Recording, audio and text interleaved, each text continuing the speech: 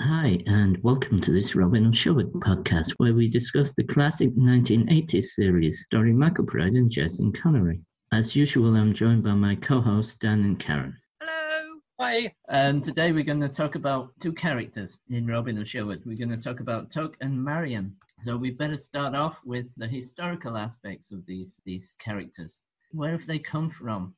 So they're not in the original legend, right? They're not in the jest. No, these two come together, really. They come from the May Day celebrations that were popular sort of the later medieval period, particularly the Tudors. I could be wrong, but I think Henry VIII was particularly enamoured of dressing up as Robin Hood as part of the May Day celebrations. And then there were these two other characters, Friar Tuck and Maid Marian, who sort of got into the Robin Hood legend as part of this May Day celebrations, because we do already know that May Day is also Robin Hood's day. So yeah, it's all sort of got mashed up that way. But Tuck and Marian in these May Day celebrations are slightly different characters, shall we say, than what ended up in the legends.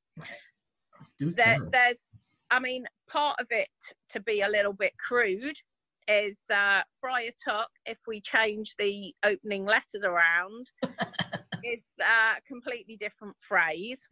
Yeah. And Marion was originally a shepherdess in these May Day games. I did make a note, actually, because there's a bit of a poem that goes with both of them. So again, you'll have to excuse me if I'm a little bit crude. I presume this is about Marion. Yeah. The trull of trust, to serve a friar at his lust, a pricker, a prancer, a tearer of sheets, a wagger of bollocks when other men sleep. So it sounds a little bit like Friar Tuck may have been her pimp originally, if you ask me. Yeah, to bring it back to Robin of Sherwood, what I found quite interesting was that Kip's got these two characters coming in together into the others. So there's a little bit of a nod back there, I think, to the roots of the characters. I think as well, when Robin first meets her and he says, "You're like a May morning," it suddenly gives it an extra little meaning.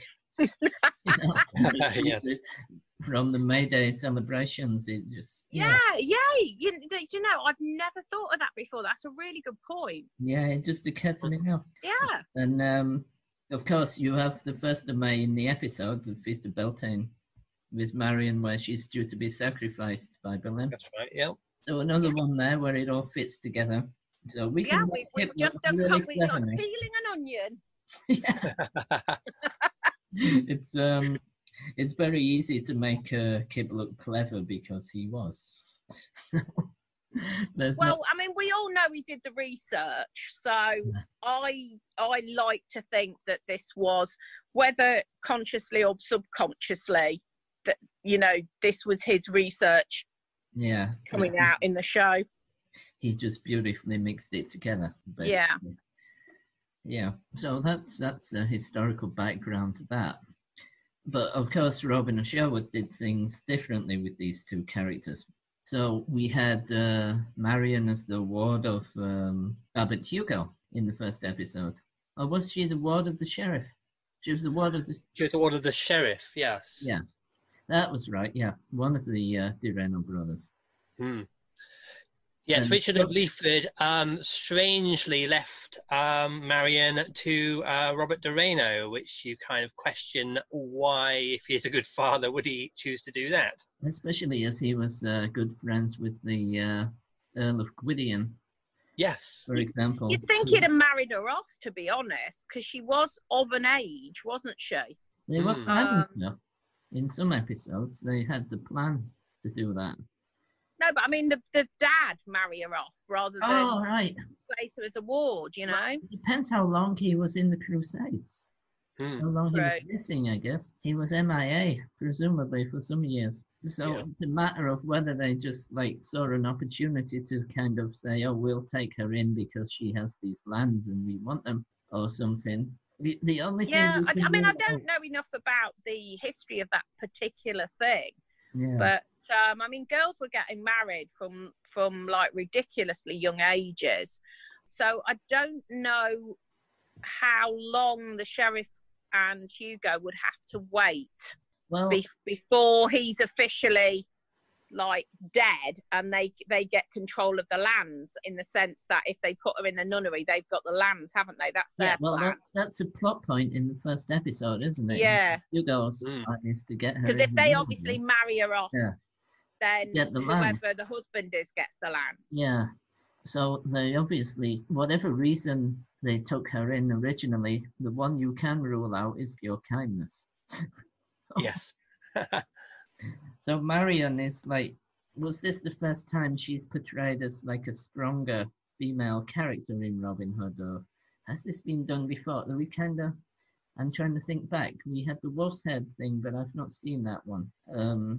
So I'm guessing this was one of the first times where she's kind of active and goes in the forest pretty early on, and she's like a fully fledged member of the band and shoots people and does all sorts of stuff. I did a bit of looking up on this, actually, 'cause it was something that intrigued me as an idea. And from what I was reading, Marion has always been presented as, relative to the period in which the story is being written, so, you know, whether it's 1950s, you know, 1820s, whenever, she's always been presented as relatively independent and relatively equal to the outlaws. So she's actually, she's sort of being picked out as one of the earliest strong female / feminist icons in English literature. Wow. Which I hadn't really thought about, but when you sort of, you know, just follow that line of thinking, you can actually see it. Yeah, you can actually. I mean, she's always been like fairly brave and stuff in a lot of versions, actually. I mean, a lot of the times I'm thinking back to the classic Errol Flynn one where she doesn't really have a lot to do. I'm not sure about the Richard Green one because I've only seen like 2 episodes or something. So I can't really compare that one. But like in the Errol Flynn one, they made a lot of Robin Hood films in that sort of 25-year period, as I recall. Yeah. But in the Flynn one, she's kind of, she goes into the forest and sort of meets Robin, but she doesn't do anything action-packed, shall we say. She's kind of just the love interest. Yeah. But I mean, for that period, probably a woman actually going into the forest, you know, that's a little bit feisty. Yeah. So you've got to sort of put it into the context of when it was made as well. So exactly. Yeah, there's a lot to dig around with that. Yeah. I think what was it Moreno says, one woman and half a dozen men. It's a perfect recipe for disaster. And yeah, it mostly works. Come on, there's one woman and 2 men on this podcast, and you know. Yeah. That's problem enough. Perfect recipe for disaster. Very nearly. Yeah, I mean, and we have Tuck as well as the gentle monk most of the time.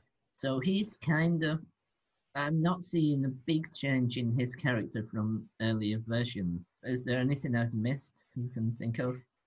I think the big change that I sort of made a note of was that is the bit that he's coming in with Marion. Yeah. Because usually from what I remember from reading the legends, there's usually some sort of fight story when he gets accumulated into the band. You know, the traditional fight stories where Robin has to fight each member of the band to prove that he's worthy of the leader. And we do see Kit using that, particularly in Hearn's Son. Yeah. Where he uses that sort of ballad history to that he has to fight all of the individual Marys to be their leader. You see it a little bit in Sorcerer, but because there's a different narrative, you don't see it with all the characters there. No. But yeah, because Tuck comes in with Marion, you don't get that.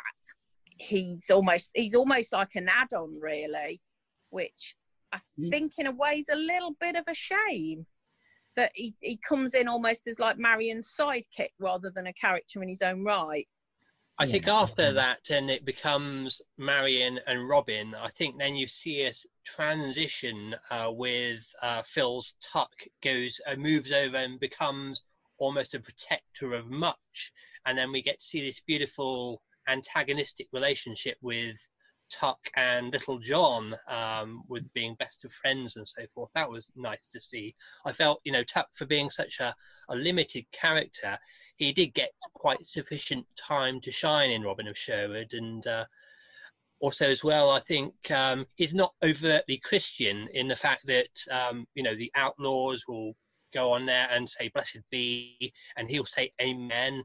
And none of them question that, which I thought was really good. I mean, we don't know his true beliefs towards Herne per se, but I think he kind of sees if the villagers are happy and they're going about their daily business, then he's sort of okay with that. And I think it's nice to represent Christianity in the good side with Tuck and the bad side with Abbot Hugo. It's kind of almost a shame they never really faced off, those two characters at some point. Absolutely, yeah. Storyline about the two of them. I would have liked to have seen that. Mm. But I mean, with Tuck and Marion and religion, it gets kind of interesting because obviously she was going into a nunnery. Yes. And Tuck is her confidante, shall we say. He's her chaplain directly. Mm. But I kind of wonder what exactly. It's kind of almost like this wonderful little brother and sister relationship they have, I think. Yeah.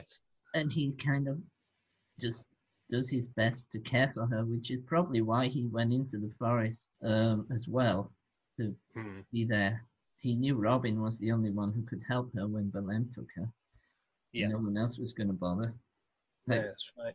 And he's the one who liberates her from the abbey when he knows she's in danger.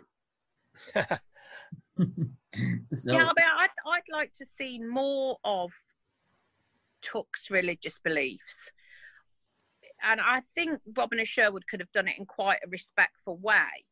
But, I mean, this guy's obviously Christian enough that he's decided he wants to be a friar.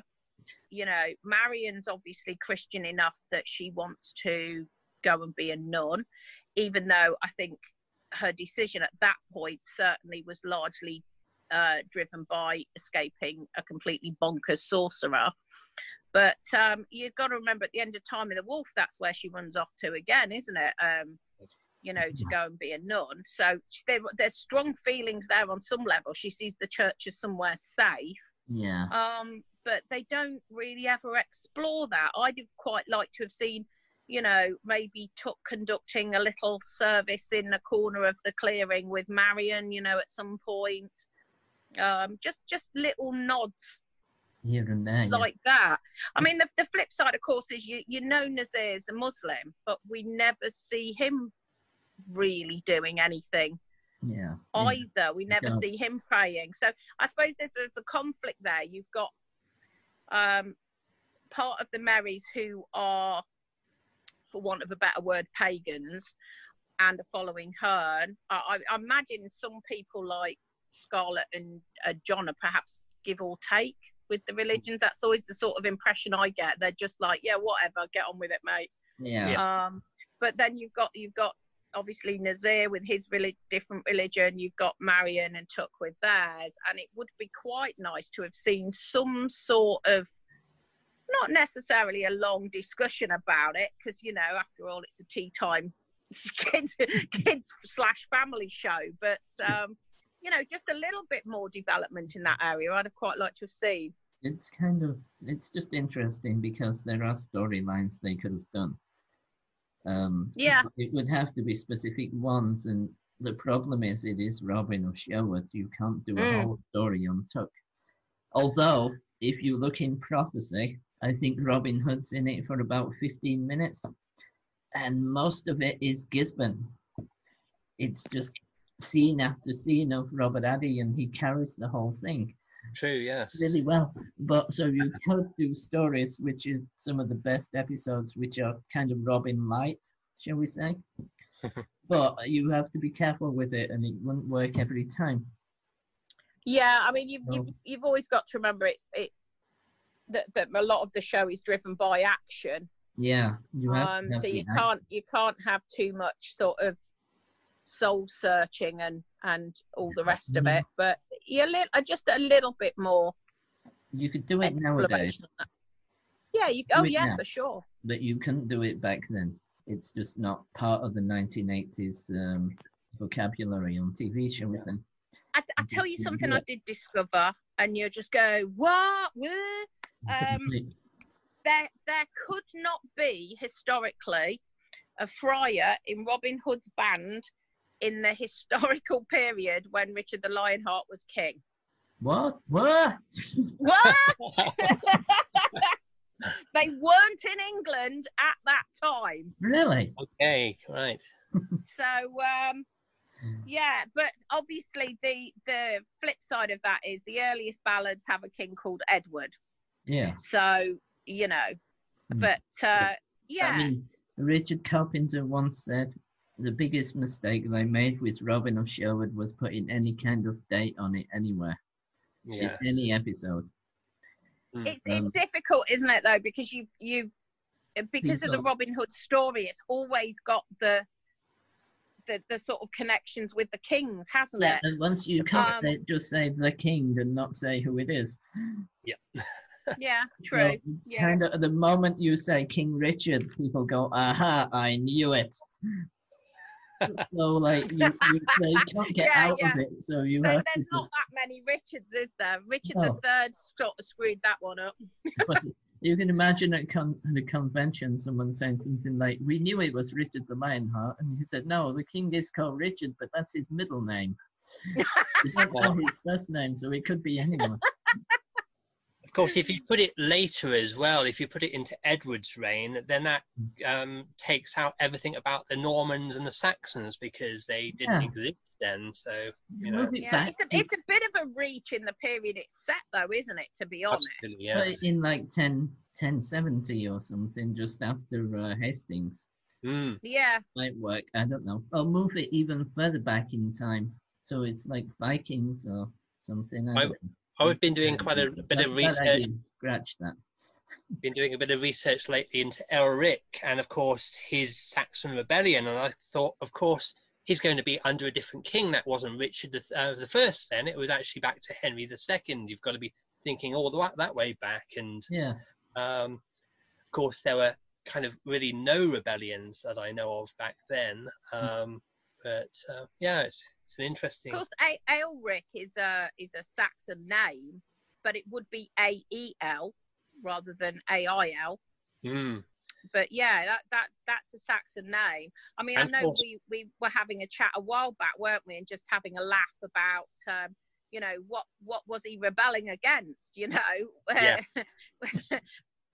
he actually a Hearn's son, or who is this guy? And that is another thing that could have been explored, but of course it's not Aelric of Locksley, is it? No, true. The peasants were displeased by the ending of Game of Thrones. Yeah, to be honest, I'm with them. I'd have totally rioted on that. You've lost, Aelric. The series is over. Yeah. Yeah. So yeah, I mean, do we have any favourite scenes between Marion and Tuck? For Marion, for me, I think we've got to be the Swords of Wayland, Judi's classic scene there. And whilst I think that it was probably badly expressed, it's nonetheless a great moment for the character. for her to basically shine and step into the limelight and stick up for Robin and the men. I mean, it's clearly the turning point in getting the villagers on their side, really. And I mean, it's very much, how could a well-spoken, educated daughter of a lord be hanging out with cutthroats? She's just got to really explain that there's a difference between what Robin's men are doing and the other outlaw gangs out there. Women always love bad boys. Yes. So that's another explanation. True. I'll tell you something I always love about Marion and Tuck is the fact that both of them are actually really quite rubbish with fighting. Yeah. And that's something I actually really like, because neither of them should be very good at fighting.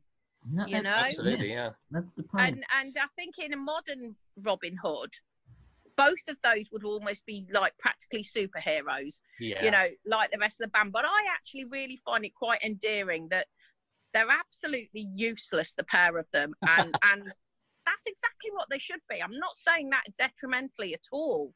No. They both should be absolutely rubbish. Tuck And they are. And I love it. And knocking people out with sticks and squashing people with oversized novelty breasts and things. Yeah, yeah, totally. Great. No, I mean, not everyone can be good at fighting. And if you look in Greatest Enemy, Marion is absolutely terrible at sword fighting in that. Village. Then you but think she should be. She's been brought up probably needlework and yeah, she is a wonderful archer. Yeah. So people have different talents. And Tuck is he can sword fight. Which I think is interesting, because you think, well, where has he learned that? Well, I don't think he could right at the start, could he? Well, he did. So I think Will's probably trained him. He did a little bit against Balem's men, and he was able to hold off about 2 or 3 of them. Not for long. No, but he ended up unconscious on the floor, didn't he? Which is better than nothing. Yeah. And Marion just had no clue whatsoever at that point. And by Greatest Enemy, she's a bit better. She has almost no clue. Yeah. So you can see progress there, at least. Yeah. Which there should be, but I do love. When I just thought about it, I just thought that is so right. They shouldn't be very good. Well, I mean, Judi is not a very physically strong presence. She's very slender as a person, and Marion, of course, is very thin. I mean, she wouldn't be able. I don't think she'd be able to sell it to the audience. No, that she was this great sword fighter. So yeah, make it part of the character that she isn't. Yeah, I like that she's kind of an archer. She's an archer. And you kind of want her to sort of like rave around the edge of the battle, picking people off. Sure. You know? She'd be great at that, and now moving along the tree lines and just hitting people at a distance. She'd be really good at that. As you see at the end of Greatest Enemy, she's like almost as good as Robin, and in 7 Poor Nights as well, she's the only one that hits the target. Yeah. So she has those strengths. Yeah, I think Judi's Marion actually almost sits at a turning point of Marion characters, because she's not particularly feisty. She's not particularly strong. She's not particularly plucky. She's really exactly what she should be. But the Marions that have come after have been much more going into almost the superhero vein, starting with the Prince of Thieves, Mary Elizabeth Mastrantonio one, who, if I remember correctly, was dressed up as a bloke and starts off having a scrap with Robin. But somehow can't beat anyone else. Yeah, and through all the others, you know, Judi's Marion's actually just sitting at that turning point when Marion becomes something really quite different to what she'd been before. And Judy's Marion's the stepping stone between what was before and what's come after, I think. I think she is the first and last time that Marion has been a fully realized character emotionally. Yeah. I've heard people say in years gone by and years past since they filmed it, oh, I hate the bit when she breaks down in Henson. And I'm kind of thinking, well, what else is she supposed to do? Yeah, I mean, essentially, I've kind of thought that through series 3, what we're seeing is Marion essentially having what is a nervous breakdown, and you know, it's being kind of reduced that way and going through her sort of mental state. You know, it's particularly as you say, you get another female in Isadora in series 3, which is almost like harkening back to how Marion was in series 1 and 2. She almost becomes an alternative Marion in a way. And I've always said that perhaps they should have made something of Isadora and Huntingdon's relationship.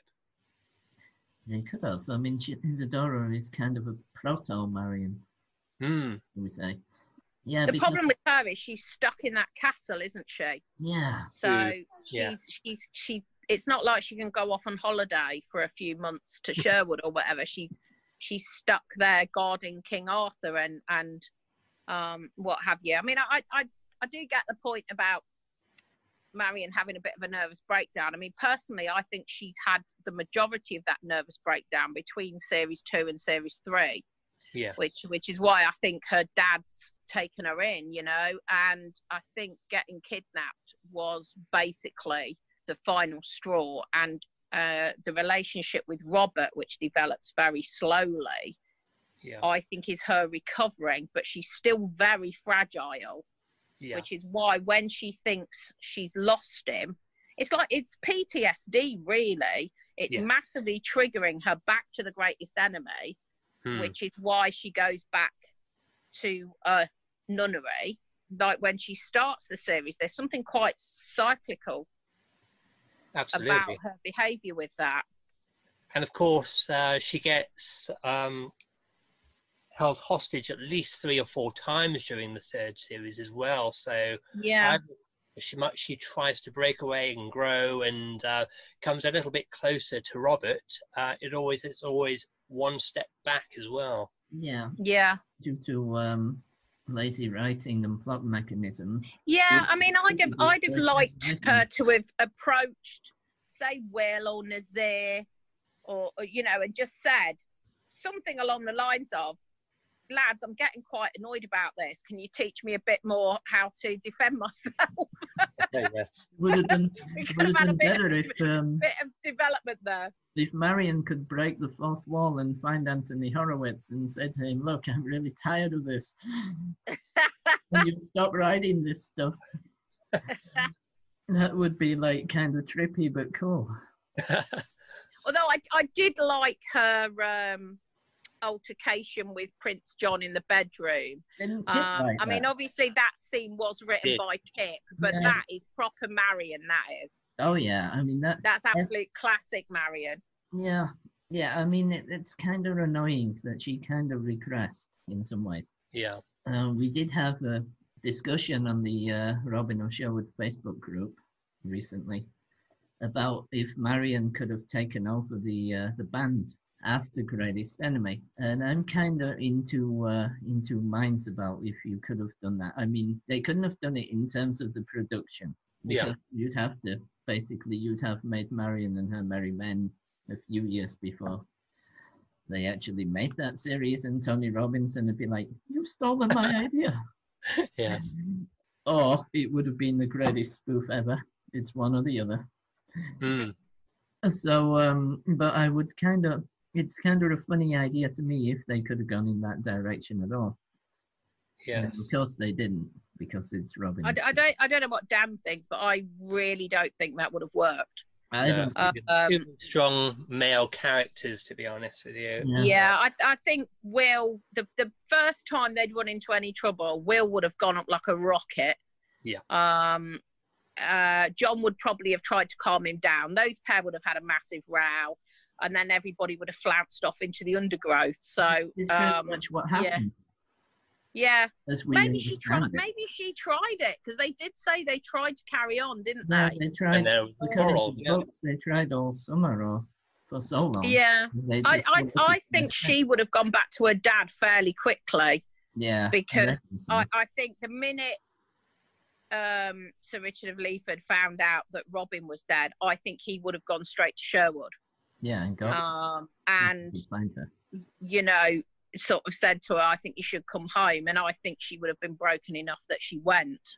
Yeah, I think she would have just gone. I'm surprised Tuck didn't go with her. Yeah, now that's the surprising bit. Why didn't Tuck go with her? For some reason. And I can't remember, I don't think they ever gave a clear reason in the book.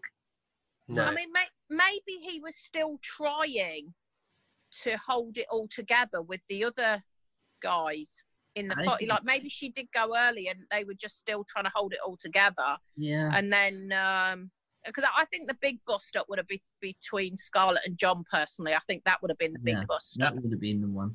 As they were reading or whatever. Yeah. And I think they'd have then scattered. Yeah.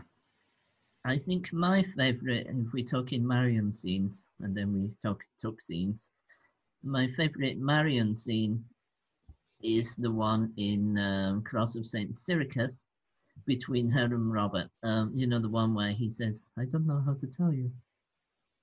In the forest? Yeah, because I think Judi just plays it so beautifully. There's lots of good scenes, so it's hard to choose one. But I always I like the way it's shot, I like the way it's written, and I like the way it's acted. I mean, I thought Judi was fabulous in the, I think it's pretty much the last scene with her in Time of the Wolf. Oh, when she... Yeah, I mean, I think that was outstanding acting from her. Yeah. Really, there was like a fragility to it, but also a strength. So I thought that was really good.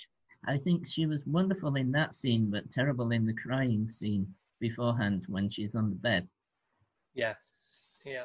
I mean, but I don't know why that is, because she did it perfectly in Henson. But when she's on, I think what it is the whole scene could have been cut. It's the one with the singing nun. You know, the singing. I too had my heart broken.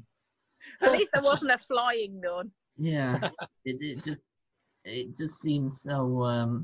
I don't know what it is, but like if they'd have cut the scene, I would have been happy. Yeah. I think we need to fan edit Time of the Wolf into one episode with like all the bad bits removed and trying to fix it.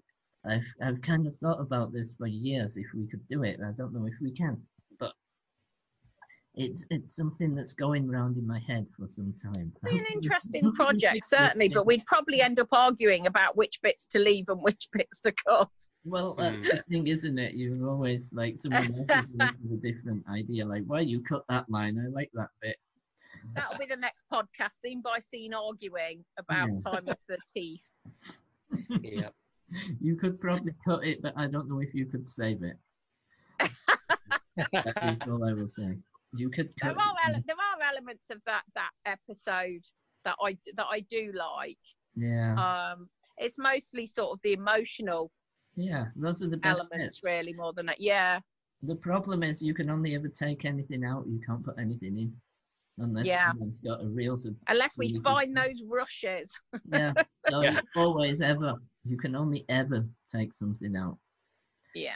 So. I think most of the third season pretty much focuses on Mary's personal lives and dilemmas, but in the final few episodes of series 3, leading up to Time of the Wolf, I think we're seeing the larger world and this really kind of politically charged atmosphere, and specifically leading towards the interdict, of course, which lasted for about 6-7 years. And I think series 4 would have been I'd like to have seen anyway, primarily focused on leading up to Magna Carta. They were definitely going in that direction. Yeah. You can actually tell they were going that way. I think it's entirely deliberate that they're starting off the season with Mary's backstory. Yeah. Because I think the production team as a whole, they know they've got capable actors who know their characters' backstories, who know who their characters are emotionally. You know, give them a bit more freedom, give them a little bit more space while we're letting the audience bed into the fact we've got a new Robin. Yeah. So it's just letting things progress slowly for a little bit, and then we get back on track with the plots. They used to actually, there was one of the directors, I don't know which one it was, who used to go absolutely, he used to get really annoyed because the Marius particularly would come with suggestions for scenes. Sounds like Ben Bolt. I don't know which one it was. And he used to always have some kind of witty reply. For example, someone would say, "What's my motivation for this scene?" And he'd say, "Your paycheck at the end of this week." And then they'd say, "Look, my character wouldn't do that." And he'd say, "Yes, they would." "No, they wouldn't." "Yes, they would." "No, they wouldn't." "Well, I'm the director and your character would do that." "Oh, okay, argument lost." Yeah. But it would have been interesting to have more input, if possible, from the cast than they had. I think they did get quite a lot of input. I mean, that's certainly the impression I've had over the years. At times, I think they needed to give input, and maybe they couldn't because of the pace of the production or the director or whatever. I think we all agree now that whilst Kip is a fantastic writer, he's tended to write a little bit stiltedly, particularly dialogue, and it was very much the cast ad-libbing on the day that really brought the scripts to life. Oh, Phil, as Tuck was apparently a great ad-libber, especially after he realised he was paid by the line. This really motivated him, which brings me to my favourite Tuck scene. It's in Soto Island, which seems to be popular today. Yeah. And it's the scene where he and Marion go in to talk to the Earl of Gwydion, and Tuck has to leave. And he tells the joke, and it's kind of how easy it is for the young to fall into temptation. Alas, my own dear sister. And the Earl gives is the straight man and says, "What happened to her, Friar?" And Tuck says, "She made a fortune." And it's pure Tuck and it's pure Phil. Yes. So I love that little joke, that little scene. I think my favourite Tuck line is from Hearn's son, when he's gone staggering up the hill to light the fire, and he just goes, "More breath, Lord." And I just love that. Yeah. I think there's just so many, he has so many good lines, as all the characters do throughout the 3 years, that it's hard to pick favourites. But I mean, if I had another good Tuck moment, it's in Alanadale when they're on the log fight. I think as well, that is pure Tuck when he's knocking them into the water. So there are a lot of them, and I'm sure people have their own specific moments as well. So yeah, where does Tuck come from? Because like it's wide open where he's come from. You know, who is Tuck and why is he in the church? How did he get there? Yeah. Yeah, they don't really explain it, do they? Was Tuck his usually first it's name? like a second or more son, isn't it, that goes into the church? Yeah. Yeah. So I like that it's wide open and we can make up ideas. Yeah, I mean, is he from nobility? We just don't know, do we? No. So I had my idea for where Tuck came from was that he's kind of like on the run, and he goes into the church, and Right. he's what's he done to go on the run, then, Gary? What? What's he done to go on the run? I'm not telling you that. That's a secret. But I like the idea that Maybe he it's- takes the name but- Tuck.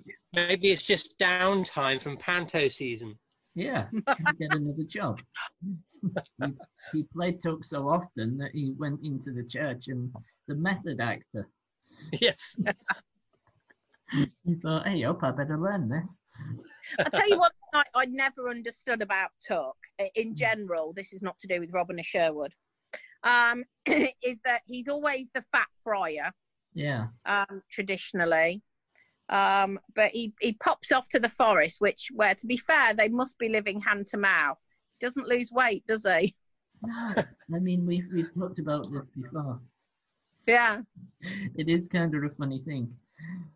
And there's no explanation for that. I mean, they didn't do an episode where Tuck said, well, it's my glands.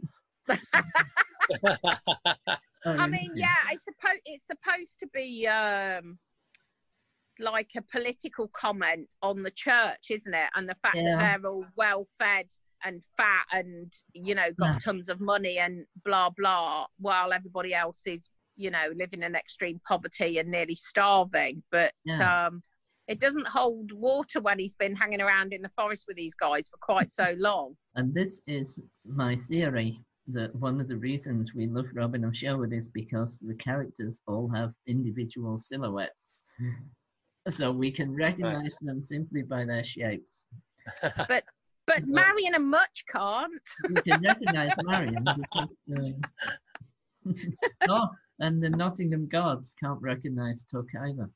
Yeah, well, unfortunately, Specsavers hadn't opened at this period in history, so... I think it's something to do with those visors where they have, like, eyes that go in different directions because of it, you know? Where they can't see because of the helmets. But, like, it's just weird to me. But you can recognize them from their shapes. And Tuck has to be that shape because we know who he is. But, I mean, if you look on a publicity photo and just drew the outlines, you could tell who they were each time. So this is my pet theory of why things are popular, is you know the shape. Yeah. So we've talked about favourite moments, and we've talked about how the characters have changed and where Tuck might have come from and all sorts. But what would you like to have seen in the future had they made a series 4? What would you like to have seen for these characters? I think certainly after the development of Time of the Wolf, I mean, the biggest development is obviously with the villagers, and particularly in Time of the Wolf, you see them actually for the first time fighting, and Robin actually for the first time actually tells the villagers, look, we can't, you know, do this without your help. I know. Edward of Wickham is continually getting into scrapes and being recognised, being captured and escaping. And I've always said, well, how the hell is Edward of Wickham still alive at the end of the 3rd year? Yeah. What has he got on the sheriff? Yeah. What has he got? Is his secret illegitimate son? Has he got some nude sketches or something? Look, Direno, I will release these, and I have the preliminary sketches, so you can't just destroy them. Yeah. He must have something. I think we'd have seen some character development with Marion. I certainly hope so. I mean, the obvious story arc is she's gone into the nunnery, stays there for a bit, comes out, marries Robert. But it's what emotionally she goes through to get from A to B that I think's the interesting bit and could see some character development. I would have liked to have seen, for Marion, I would like to have seen her come out of the nunnery. Again, of course, everyone wants to see that. I doubt you'll find a Robin of Sherwood fan who'll say, yeah, just leave her there. That'd be great. Yeah. But, like, I would like to have seen her come out and rejoin the band. Yeah, I mean, I would like to see her come out on her own volition, for a start off, not getting kidnapped. No, walk out. You know, by rampaging sorcerers or errant Saracens that happen to be passing through Sherwood, etc. So I'd like her to come out of her own volition and sort of go to Robert. Well, I've had a bit of time to think about it now, so I think I will get over myself. I've got a couple of quotes here from Kip himself, which I think would be quite pertinent. And one of them is, it's very easy for Marion to put on a wedding dress and marry Robin, who becomes the Earl of Huntingdon, and he lives in the castle, and all the Marys are pardoned and become wardens of Sherwood. It's all a very comfortable and lovely idea, but it isn't life. Life isn't like that. And I think Kip often said the whole premise is built on a inbuilt tragic theme. You can't just have you can't fight the big boys and win all the time. So I'm probably, I've swayed different ways over the years, but I tend to side towards more of a tragic ending, but ultimately with some hope, just like The Greatest Enemy actually did do very, very well. I would like to see her come out, but like if they're gonna go down in a blaze of glory, I would have liked Marion to be there with them. Yeah. You know? I think if Kip had been able to wrap the series up properly, I think he would have wrapped it up neatly with a bow, and Literally. we would have probably seen that ending that he's just said isn't like real life. Yeah. Because the thing is, Robin of Sherwood isn't like real life. You know, we haven't got sorcerers and whatnots rampaging through the world, and you know, there is that element of fantasy, and it was also the time slot it was shown in. So I think personally, he would have gone with that. If they'd have said to him, you know, season 4 or season 5 is your final series, that's it, we're wrapping it up, I think he'd have plotted that out with a proper, tied up with a nice, neat bow, happy ending. I kind of hope so. I think that would have been a nice way to finish off. But yeah, I think it would have killed fandom. Yeah, I'll just say that. I think one of the reasons we carry on is because the story is unfinished. We can make it up ourselves. Yeah, exactly. It just keeps living. It just keeps going. Yeah. Which is. But I think he would have. I think he would have done that given the chance. Yeah. If you were making it now, you'd have Marion in the nunnery. All the outlaws would be captured. Gisborne would be riding through the forest. She'd knock him off his horse and she'd say, send a message back to the sheriff. And she'd say something like, if you're looking for a ransom, I can tell you that I don't have any money. But what I do have is a very particular set of skills. And then it'd be like, but if you don't release my friends, I will find you and I will kill you. That is the kind of thing they would do today. Yeah. You see, the sheriff would just go, it's Gisborne. I don't want him. And I imagine Gisborne going back to the sheriff and repeating this. She says she's a nightmare for people like us. And it'd be like deeply Marion-centric. And she'd be like the kick-ass heroine. And it'd probably say Disney at the start. It would be nice to see her rescuing them somehow. Yeah. But I think the Ross Marion would be far more likely, like how she was in the Swords of Wayland when she's gone into the castle to sort of deliver a message to Locksley, that kind of tactic, rather than, you know, I'm charging in here with a sword and yay. Wild cry. Yeah, she's not going to do that, and if she did, I think everybody would laugh. Yeah. She'd have to do it at a distance. Yeah, I really would like to see a season 4 opener where she has to go and rescue the whole blooming lot of them. Though that would be great. You know, I know. Let's have them all be captured except for Much, and he goes to Marion and goes, "Oops, they've all got captured," and she's like, "Oh, for goodness sake, I'll have to go and get them out then, won't I?" But I can imagine. Yeah, it wouldn't be gung ho, would it? It'd be like sneaking around and meetings, quietly opening doors. Yeah, or maybe riding to go and see the Earl of Huntingdon and go, do you fancy getting Robert out because he's got himself in a bit of bother? Yeah, I can imagine them all coming back to the forest and Will saying something like, "God, I'm hungry," and Marion saying, "I baked some humble pie for you." Yeah, I actually would really like to see her get them out of trouble, because it would just be a poke in the eye to all the season 3 nonsense. Yeah. It would be good, because that whole thing with getting captured the whole time, it just doesn't play as well as the stuff they did in the first 2 years. Yeah. As a plot it was getting a little bit samey. Series 1 and 2 is more timeless, I think, because it doesn't have those elements. So in that way, it feels more modern, actually, than some of the series 3 episodes.